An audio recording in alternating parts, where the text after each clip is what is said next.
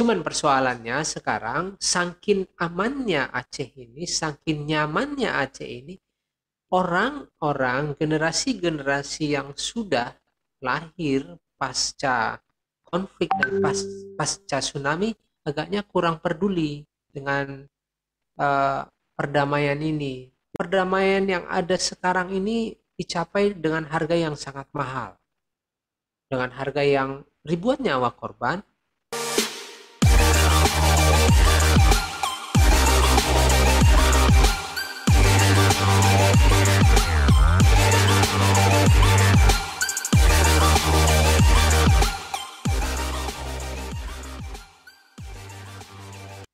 Sangat menarik Bang ya, kalau kita mau membicarakan masalah konflik mungkin nggak habis, nggak akan ada habisnya ya, nggak akan ada habisnya.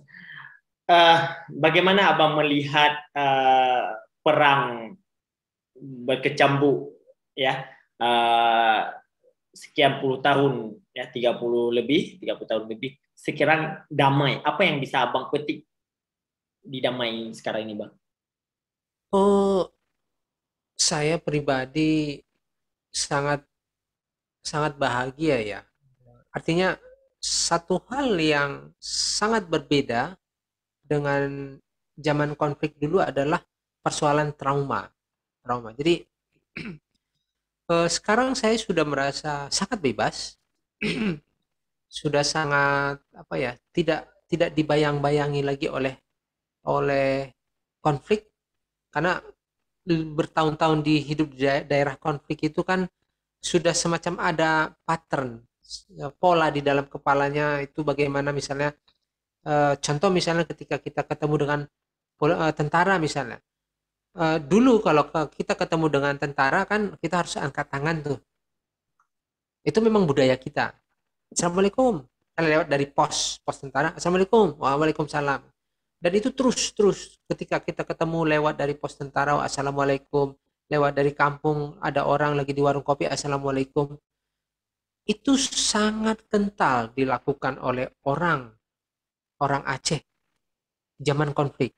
Tapi sekarang itu sudah mulai kurang. Saya lihat itu sudah mulai kurang. Jadi apakah ini konsekuensi dari perdamaian? Orang jadi kurang kurang saling menyapa? Nggak tahu juga. Tapi saya melihat bahwa perdamaian ini eh, apa ya, sesuatu yang sangat eh, sangat apa namanya, sangat didambakan oleh semua orang.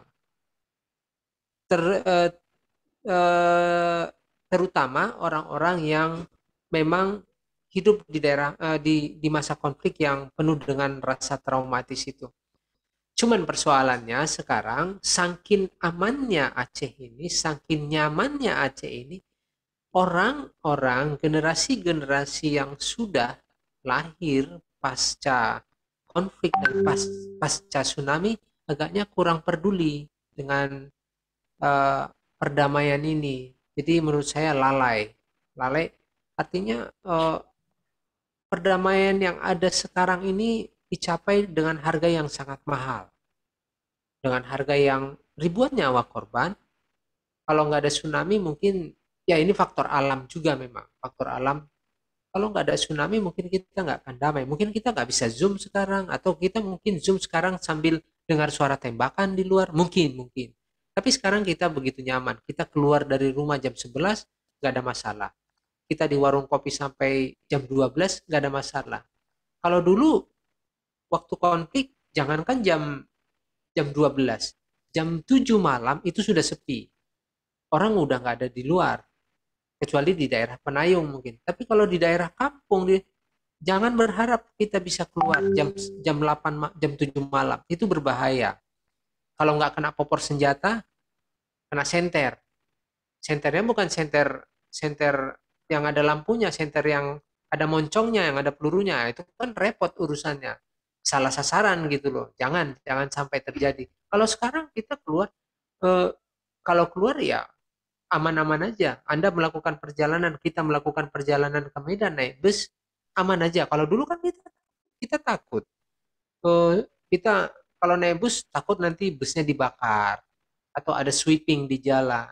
ambil KTP, hilang di jalan, diculik. Nah, yang kayak gitu itu kan eh, susah. Walaupun memang waktu itu tidak ada pilihan. Mobilitas masyarakat memang harus menggunakan bus misalnya. Kalau orang kaya bolehlah dengan pesawat, tapi tidak semua orang sanggup. Dulu seingat saya, masa konflik ada kapal dari Rung Raya menuju Belawan. Sekarang malah nggak ada. Nah, apakah ini kemunduran atau apa saya nggak tahu juga. Tapi yang pasti tidak ada jalur laut yang menghubungkan antara Aceh dengan eh, Sumatera Utara saat ini. Yang ada malah ini, malah eh, eh, pesawat ada, tapi bus juga udah ada sekarang. Jadi nggak tahu ini apa kemunduran atau enggak. Dan eh, ini menjadi catatan ya buat pemerintah.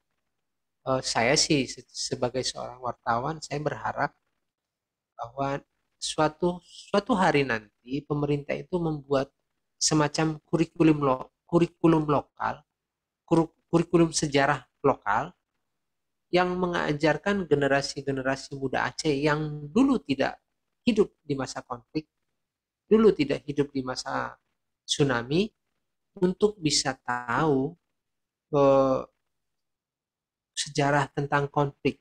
Jangan konflik Aceh ini menjadi legenda, tapi itu harus tersurat. Tersurat dalam bentuk sejarah yang harus dibaca oleh generasi muda ke depan supaya nanti bisa menentukan langkah. Apa yang harus kita lakukan. Kalau ini juga menjadi catatan buat generasi muda, terlalu mahal perdamaian ini untuk kita capai saat ini. Dan mari kita jaga. Kita jaga. Cara menjaganya seperti apa? Berbuatlah sesuatu yang bisa memajukan Aceh. Aceh itu 30 tahun terlambat pembangunannya dibanding dengan provinsi lain loh. Provinsi tetangga lah, seperti Sumatera Utara. Kita 3 dekade, 30 tahun kita dalam masa konflik.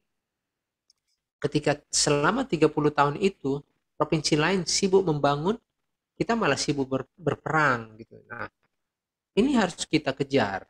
Orang-orang Aceh, anak-anak muda Aceh sekarang ini harus mengejar ketertinggalan ini supaya jangan kita makin terpuruk.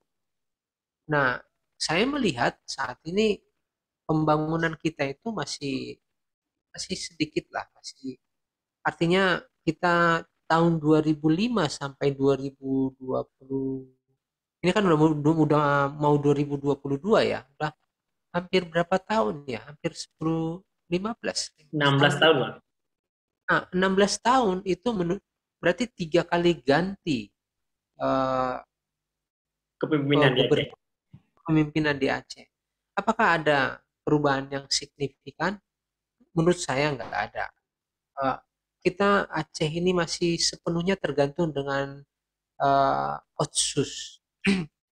Otsus yang nanti bakal habis tahun 2027.